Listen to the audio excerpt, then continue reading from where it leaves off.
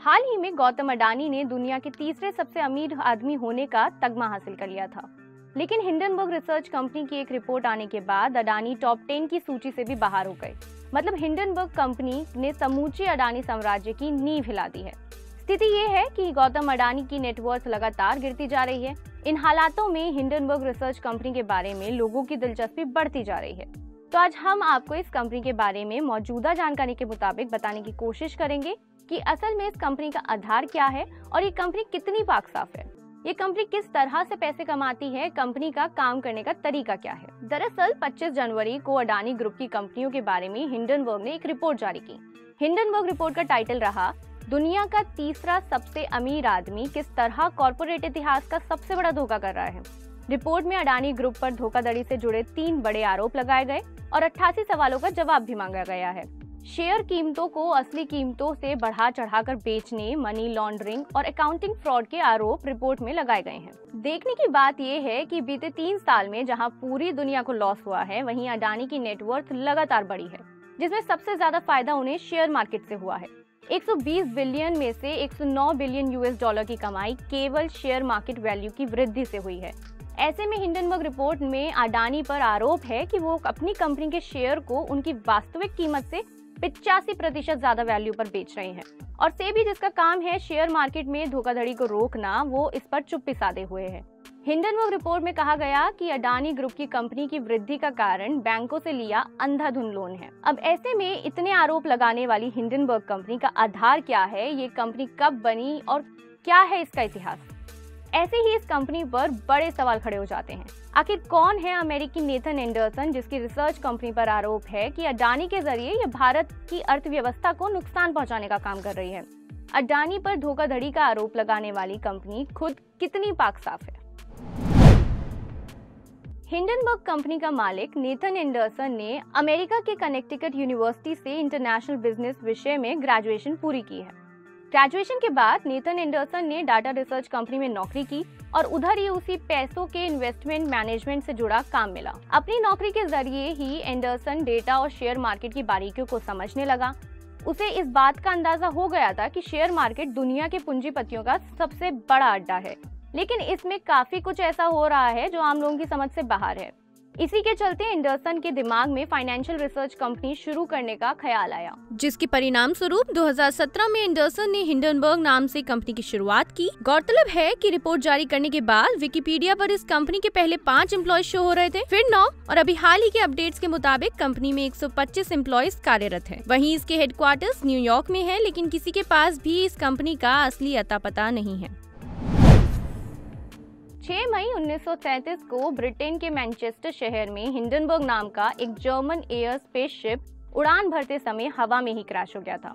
इस हादसे में 35 लोगों की दर्दनाक मौत हुई थी। इस हादसे को एक मैन मेड डिजास्टर कहा जाता है, क्योंकि जांच के बाद पता चला कि विमान के हाइड्रोजन गुब्बारे में आग लगने की वजह से ये घटना घटी थी।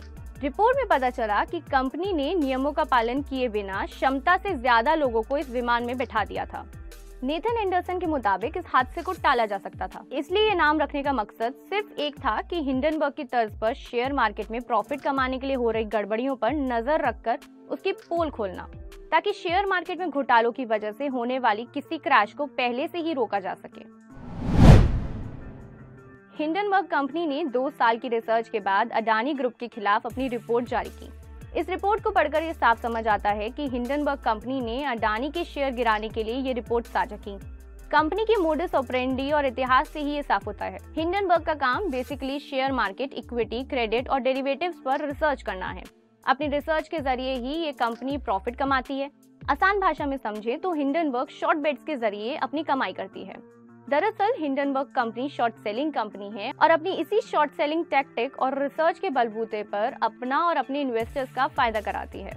वहीं टारगेटेड कंपनी का लॉस और खुद अपना प्रॉफिट करवाती है। आखिर ये शॉर्ट सेलिंग टेक्निक क्या है, तो आइए आपको समझाते हैं आसान भाषा में। दरअसल शेयर मार्केट में पैसा कमाने के 2 मुख्य तरीके हैं, लॉन्ग पोजीशन और शॉर्ट पोजीशन। लॉन्ग पोजीशन के जरिए आप कंपनी के प्रॉफिट पर अपना प्रॉफिट कमाते हैं, वहीं शॉर्ट पोजीशन के जरिए आप कंपनी के लॉस पर फायदा उठाते हैं। मान लीजिए किसी कंपनी या व्यक्ति ने 100 रुपए में किसी कंपनी के शेयर खरीदे और 150 रुपए में बेच दिए। ऐसे में उसे 50 रुपए का लाभ होता है। इसी तरीके को हम लॉन्ग पोजीशन कहते हैं। इसी तरह मान लीजिए कि हिंडनबर्ग कंपनी ने शेयर मार्केट से जुड़ी किसी एक कंपनी से 1 महीने के लिए 10 शेयर उधार लिए और बी को बेच दिए। इस वक्त बाजार में एक शेयर की कीमत 1000 है और उसने उसी कीमत पर बी को बेच दिए। अब हिंडनबर्ग को भरोसा है कि उसकी रिपोर्ट पब्लिश होने के बाद अडानी के शेयर की कीमत गिरेगी ही गिरेगी। अब मान लीजिए रिपोर्ट पब्लिश होते ही अडानी के एक शेयर का भाव 1000 से गिरकर 700 हो गया। ऐसे में हिंडनबर्ग अब बाजार में 700 रुपए में 10 शेयर खरीद कर ए कंपनी को लौटा देगा। इस तरह हिंडनबर्ग को एक शेयर पर 300 रुपए का लाभ होता है। इसे ही हम शॉर्ट पोजीशन कहते हैं और यही शॉर्ट पोजीशन वाला दाव हिंडनबर्ग खेलता है। इसी दाव के साथ नेथन एंडरसन की कंपनी ने अडानी को बड़ा झटका दिया। हिंडनबर्ग की रिसर्च ने कहा कि उसने अडानी ग्रुप ऑफ कंपनीज में शॉर्ट पोजीशन होल्ड की है यूएस ट्रेडेड बॉन्ड्स के जरिए।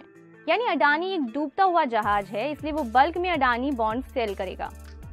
ऐसे में सवाल उठता है कि इन शॉर्ट सेलिंग कंपनीज को कौन शेयर्स या बॉन्ड्स उधार देता है, जिससे फायदा सिर्फ इन शॉर्ट सेलिंग कंपनीज का होता है और इनके इन्वेस्टर्स का होता है, बाकी किसी का नहीं होता। हिंडनबर्ग की रिपोर्ट को ध्यान से पढ़ने पर आपको पता चलेगा कि उन्होंने अडानी के खिलाफ एक नैरेटिव सेट किया है। रिपोर्ट में अडानी पर इल्जाम लगाने के साथ साथ ये भी कहा गया है कि अडानी अपने हाल ही के इंटरव्यू के मुताबिक क्रिटिसिज्म का ओपन माइंड से स्वागत करते हैं, लेकिन वहीं दूसरी साइड अपने लिंक और पॉलिटिकल कनेक्शंस के जरिए उन क्रिटिकल जर्नलिस्ट और कमेंटेटर्स की आवाज दबाने की कोशिश करते हैं।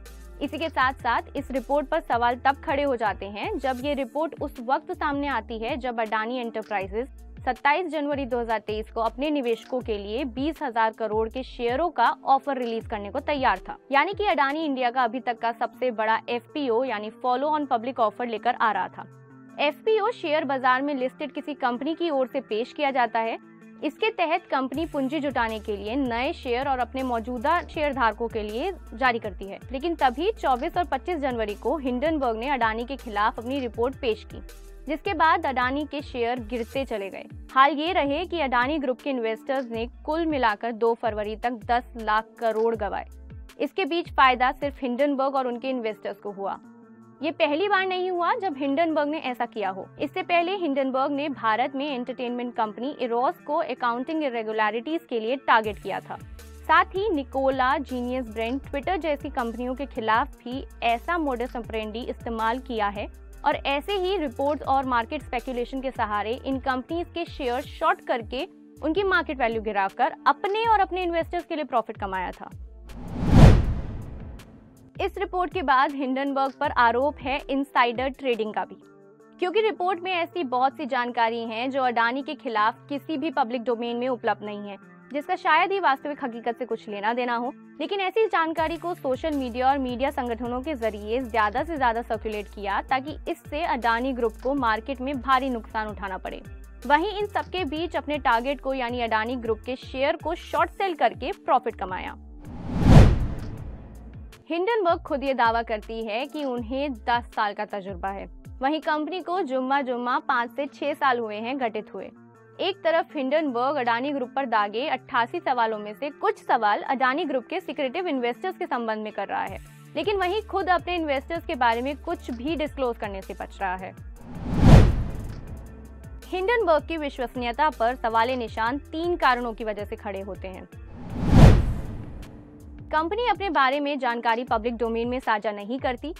हिंडनबर्ग कंपनी में कितने एम्प्लॉयज काम करते हैं, इनकी फंडिंग कहां से आती है आदि जैसे बेसिक सवालों का जवाब भी आपको उनकी वेबसाइट पर नहीं मिलेगा, जो उनकी पारदर्शिता पर सवाल खड़ा करता है। लेकिन फिर भी इस कंपनी का डर साफ साफ बड़े बड़े बिजनेसमैन में देखने को मिलता है। दरअसल हिंडनबर्ग का रिकॉर्ड है कि हालांकि अभी तक कंपनी ने कुछ 45 इन्वेस्टिगेशन या रिसर्च पिछले 5 साल में किए हैं, लेकिन इनमें से 75% केसेस में उनकी बातें 100% ठीक निकली हैं, जिसके चलते इनके इन्वेस्टर्स ने अच्छा प्रॉफिट कमाया है। लेकिन असल बात यह भी है कि हिंडनबर्ग की रिपोर्ट और साक्ष्य शक के घेरे में है। दरअसल अमेरिका में शॉर्ट सेलर्स के खिलाफ आपराधिक जांच चल रही है। अमेरिका के जस्टिस डिपार्टमेंट ने हेज फंड और रिसर्च फर्म्स जो कि शॉर्ट सेलिंग में इन्वॉल्व हैं, उनके खिलाफ इन्वेस्टिगेशन शुरू की है। वहीं जब अडानी ग्रुप ने हिंडनबर्ग रिपोर्ट पर लीगल एक्शन लेने की बात कही तो हिंडनबर्ग ने अडानी ग्रुप को भारत के बजाय अमेरिका में लीगल एक्शन लेने को कहा। अब आप हमें कमेंट बॉक्स में जरूर बताएं कि ये रिपोर्ट आपको कैसी लगी और जो कंपनी किसी कंपनी को घाटे में डालकर उस घाटे के जरिए खुद अपना प्रॉफिट कमाती हो, ऐसी कंपनी पर कितना विश्वास किया जा सकता है। एक ऐसी कंपनी जो खुद अपने इन्वेस्टर्स की जानकारी छुपाती हो, जो रिपोर्ट पब्लिक करने से पहले अपने इन्वेस्टर्स को बताती हो, उसकी रिपोर्ट पर कितना भरोसा किया जा सकता है। मैं राशि दुबे इसी तरह किसी और रिपोर्ट के साथ फिर लौटूंगी। बाकी देश और दुनिया की तमाम अपडेट्स के लिए आप बने रहिए हमारे साथ और देखते रहिए द न्यूज़ 15।